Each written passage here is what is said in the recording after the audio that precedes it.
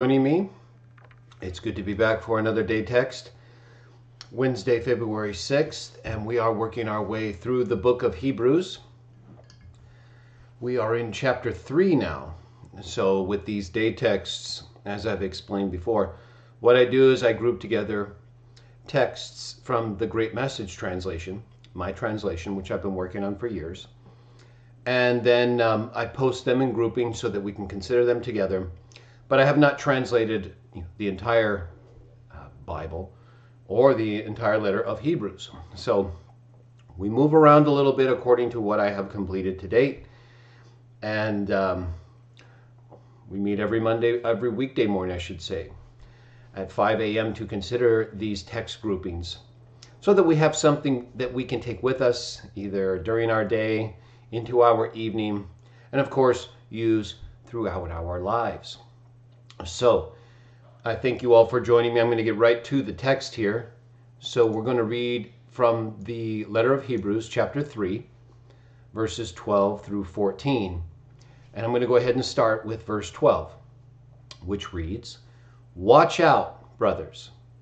Otherwise, in any one of you, an evil heart of disbelief will come about due to turning away from a living God." Verse 13, "Instead, you must make each other feel better in the same way each day, as long as it's called today. So none of you may be hardened by deception involving sin." Verse 14, "Because we have become partners of Christ only if we possess what is confirmed as the first confidence in what is the true reality all the way to the end." And it reminds us, it reminds me anyway of what Jesus said, according to Matthew 24, that he that endures to the end is the one who will be saved. So we know that when we are chosen by Jah and drawn through the Son to him, that if we respond, we become sons of Jah, brothers of Jesus. But we still have to maintain our faith. A lot of people think that that's something you can never lose, which isn't true. It's contradicted by the letter of Hebrews itself and other texts. And right here, we must possess the first confidence. It doesn't mean we aren't going to get weak or lose some confidence, but it means ultimately we have to believe. Right? We can't lose our confidence to the point where we start to doubt and deny, so that, like verse 12 says, we turn away from a living God. You don't want to do that, neither while you're alive nor at your end. Remember the criminal who was put to death alongside Jesus. He was probably not in a very good condition all the way to that point where he realized that Jesus, the one being killed next to him, was being killed without reason. And that gave him confidence to believe in the things that Jesus was saying, so that he expressed that faith sufficiently at the end, and Jesus accepted him. That's what we're talking about. We're talking about maintaining your faith, your belief in the things that you have come to accept right now. Namely, that Jah is God, that Jesus is the Messiah, the one that he sent forth, that was foretold from the beginning in the Garden of Eden, and then through the promises made to Abraham, and then through the laws given to Moses, and then as spoken through the prophets like Isaiah, Jeremiah, Ezekiel, Micah, and then, of course, as we see fulfilled in Jesus himself. 4 comprehensive records about his life and teachings, along with letters and documents that also refer to him and to his teachings. So we have some of the best evidence from the ancient world, both where it concerns events before Jesus and where it involves Jesus and his early followers. So there's no reason we shouldn't be confident. We're not believing in something that isn't based on historical evidence that we can point to, that's regularly being found to support what we already can show is true.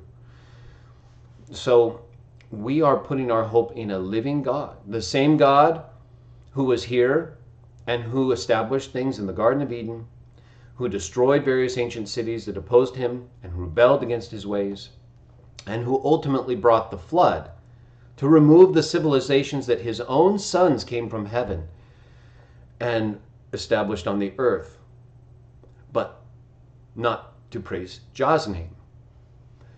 So Jah will allow things to happen, but in the end, if Jah has not built the house is coming down. So you should have your confidence in Jah. He's the only one who's going to be there for us at the end, along with his son and others whom he appoints. Because we are all here under trial. We are going through tribulations and testing. But we can help others even if we're having a hard time, because it will make it easier for us by helping other people so that we're not focused so much on the difficulties we face. Notice in verse 13, you must make each other feel better. Make each other feel better. That's what we're here to do. We like to talk, we like to discuss educational things. I do. I know you do, most of you. And that's good. We want to be taught the things we need to know and that we can teach others so that they can praise Jah, follow Jesus. But in the end, when it comes to interpersonal relationships, especially among believers, we should be making each other feel better. You should be making people who come into your circle of influence, your sphere of influence, better. Is it always going to happen? Probably not. I mean, some of us work in environments that are filled with conflict. I do. I work in an environment where I regularly have to deal with others and negotiate or establish what is true or not true. So it's not always easy to get along or make everybody feel better, because we sometimes disagree over non-spiritual things or material items. But that aside, those things aside, where we're dealing with difficult situations involving disputes, where that's not the case, there should be no excuse for our failure to make each other feel better. We have so much that we can use to inspire other people. That's why I do these day texts, because it makes me feel better. I think, from the comments and others, I know it makes other people feel better. Well, that's what we should be doing.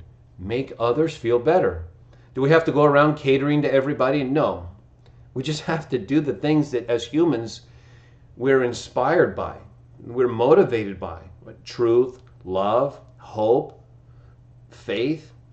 These are all things that when we can see in the world around us, the ways of Jah, and in our own selves and other people, the things that he wants us to do, well, that makes us feel better. Because now we understand our purpose and our role. We're not confused like a lot of people in the world. They get caught up.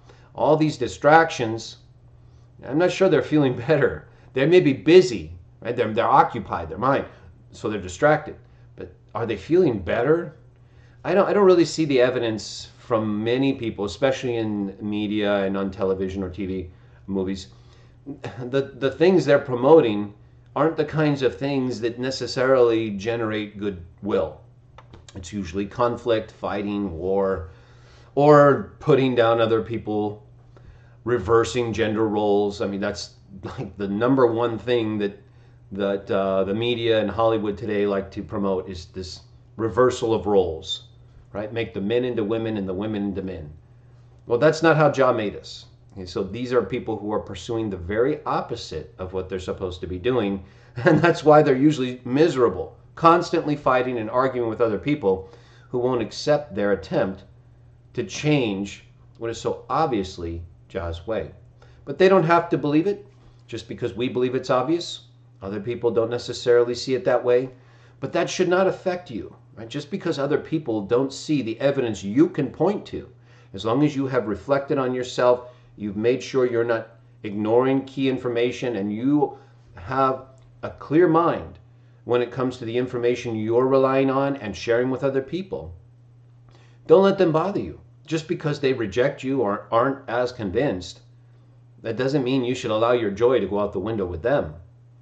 Do your best, If it's someone you can cultivate a good conversation with, do it. If you can't make the other person feel better, or if it's not a situation where you can help them resolve some issue, then move on. Find somebody else who is not hardened, as verse 13 says, by deception involving sin. And this just means that people who are enjoying things that are not the way God made us to do, they're not just making a mistake here or there, but this is what they do. This is their life. Let them be. They are pursuing a way of life in opposition to Jah because they think they know better than him, obviously, right? They must believe that their way is more correct than the other ways, which would be the Jah way. So we cannot change everybody, nor should we try.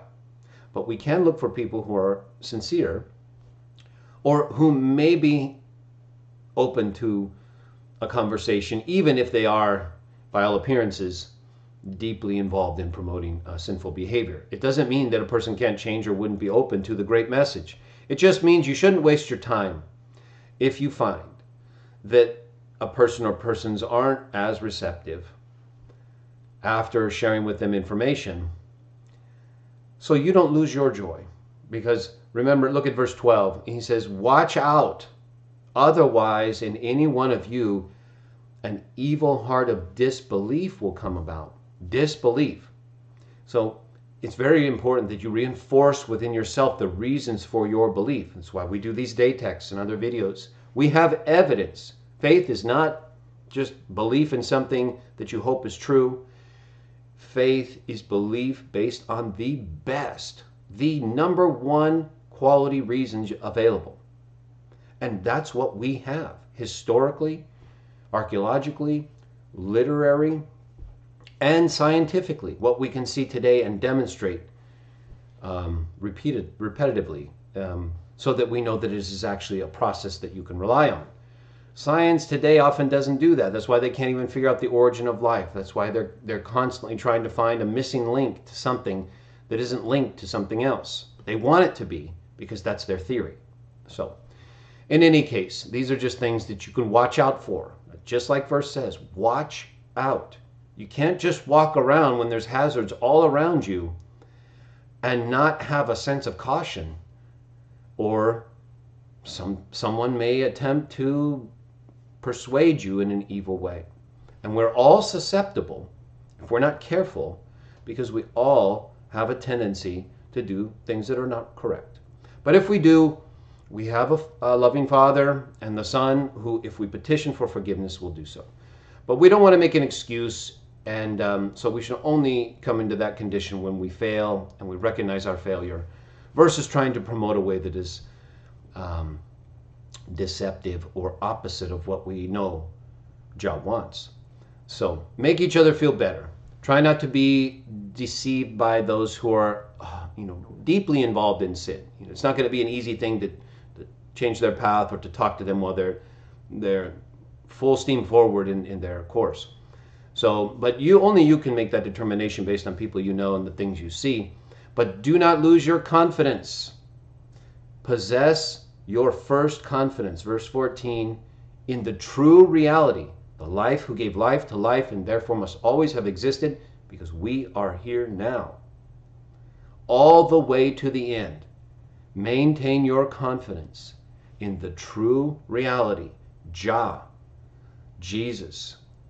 All the evidence we have from history about all the people we read about in the Bible and other literature, the sunken cities, the destroyed cities, the areas of the world that we can see where certain things like the Garden of Eden once existed, but that now the earth has changed since the flood. All of these things are so easy to show and to document, but you just don't hear them as often as you should, because the world does not promote the true reality.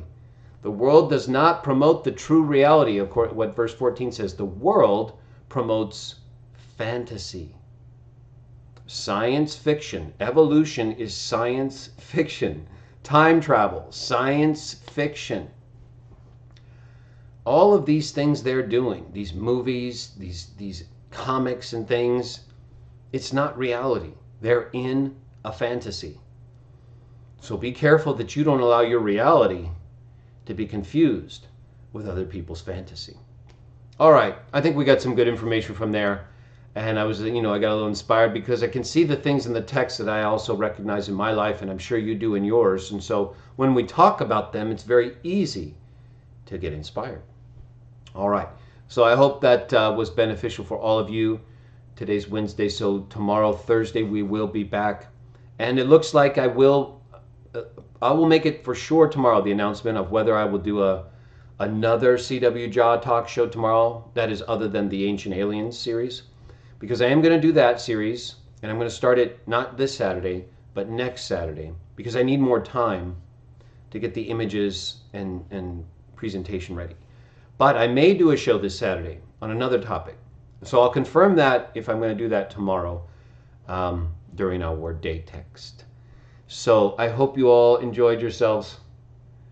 Explain the name of Emmanuel. Yes, well, Isaiah 7:14, Emmanuel means God with us. And of course, God is with us. Jesus said so in John 14. Have I been with you so long a time, Philip? And others were there too. If you've seen me, you've seen the Father. Jesus does not do what he's doing. He says that over and over and over again. It's probably the thing he says most often. I have come not of my own will. I do what I see the Father do. The Father shows me, and I do. So when Jesus is with us, who do you think he is? He's God. There's no difference between Jesus and God. That's what he says.